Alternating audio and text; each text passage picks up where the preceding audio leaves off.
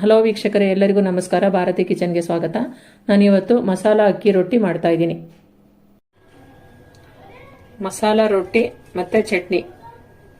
ರೊಟ್ಟಿಗೆ ಬೇಕಾಗುವ ಪದಾರ್ಥ: ಈರುಳ್ಳಿ, ಹಸಿಮೆಣಸಿನಕಾಯಿ, ಸೌತೆಕಾಯಿ ತುರಿದಿರೋದು, ಸಣ್ಣಗೆ ಹೆಚ್ಚಿರೋ ಕೊತ್ತಂಬರಿ ಸೊಪ್ಪು, ಸಬ್ಬಸಿಗೆ ಸೊಪ್ಪು, ಕರಿಬೇವಿನ ಸೊಪ್ಪು, ಸ್ವಲ್ಪ ಜೀರಿಗೆ, ಅಕ್ಕಿ ಹಿಟ್ಟು, ರುಚಿಗೆ ತಕ್ಕಷ್ಟು ಉಪ್ಪು. ಈ ಎಲ್ಲ ಪದಾರ್ಥಗಳನ್ನು ಒಂದು ಪಾತ್ರೆಯಲ್ಲಿ ಹಾಕ್ತಾ ಇದ್ದೀನಿ.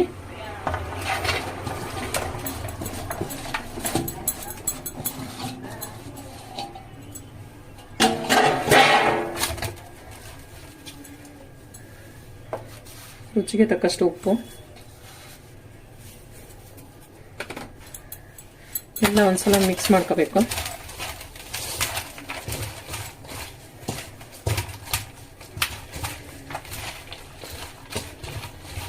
ಮಿಕ್ಸ್ ಆಗಿದೆ. ಈಗ ಸ್ವಲ್ಪನೇ ಅಕ್ಕಿ ಹಿಟ್ಟು ಹಾಕಿ ಹಿಟ್ಟು ಕಲಸ್ಕೋಬೇಕು.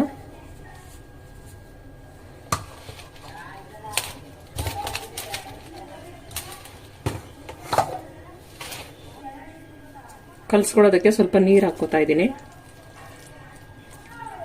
ನೋಡಿ ಗಟ್ಟಿಯಾಗಿ ಕಲಸ್ಕೋಬೇಕು, ಮುದ್ದೆ ತರ.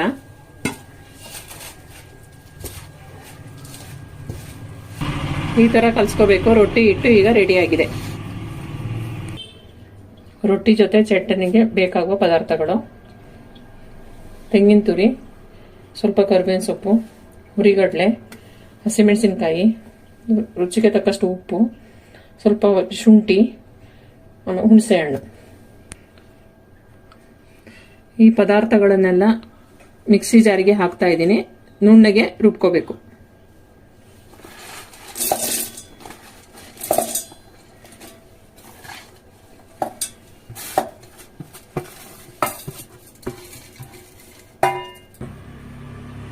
ಚಟ್ನಿ ರುಬ್ಬಾಗಿದೆ.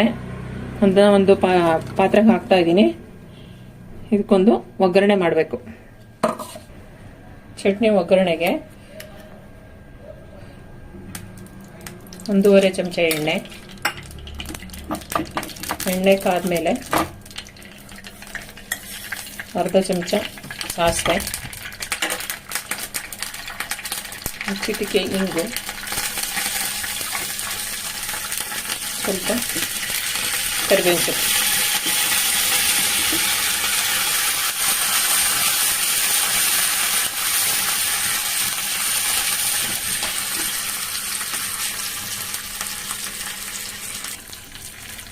ಒಗ್ಗರಣೆ ಆಗಿದೆ.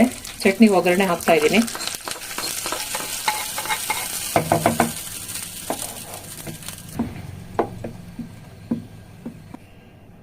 ಚಟ್ನಿ ರೆಡಿ ಆಗಿದೆ. ರೊಟ್ಟಿ ಮಾಡೋದಕ್ಕೆ ಒಲೆ ಮೇಲೆ ತವಾ ಇಟ್ಟಿದ್ದೀನಿ. ತವಾ ಕಾದಿದೆ. ರೊಟ್ಟಿ ಮಾಡೋದಕ್ಕೆ ಈ ತರ ಸನ್ಪ್ಯೂರ್ ಕವರ್ನ ಕಟ್ ಮಾಡಿ ಇಟ್ಕೊಂಡಿದ್ದೀನಿ. ಎಣ್ಣೆ ಹಾಕೋತಾ ಇದ್ದೀನಿ ಕವರ್ಗೆ. ಎಲ್ಲ ಸ್ಪ್ರೆಡ್ ಮಾಡ್ಕೋಬೇಕು. ಆಮೇಲೆ ಈ ತರ ಉಂಡೆ ತಗೊಂಡು ತಟ್ಟಬೇಕು.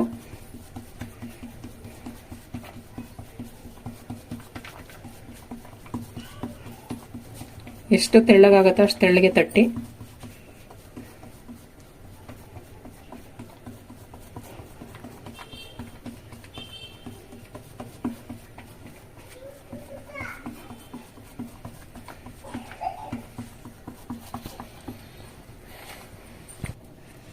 ತವಾದ ಮೇಲೆ ಹಾಕ್ತಾ ಇದ್ದೀನಿ.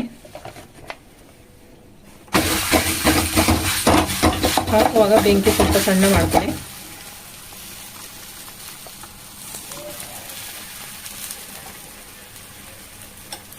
ಇದಕ್ಕೆ 1 ಚಮಚ ಎಣ್ಣೆ ಹಾಕ್ತಾ ಇದ್ದೀನಿ.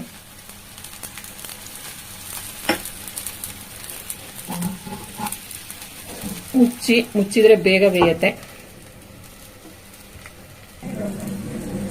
ಮುಚ್ಚಿರೋ ಪ್ಲೇಟ್ನ ತೆಗಿತಾ ಇದ್ದೀನಿ. ಒಂದ್ ಸೈಡ್ ಬೆಂದಿದೆ, ಮಗ್ಚಾಕ್ತಾ ಇದ್ದೀನಿ.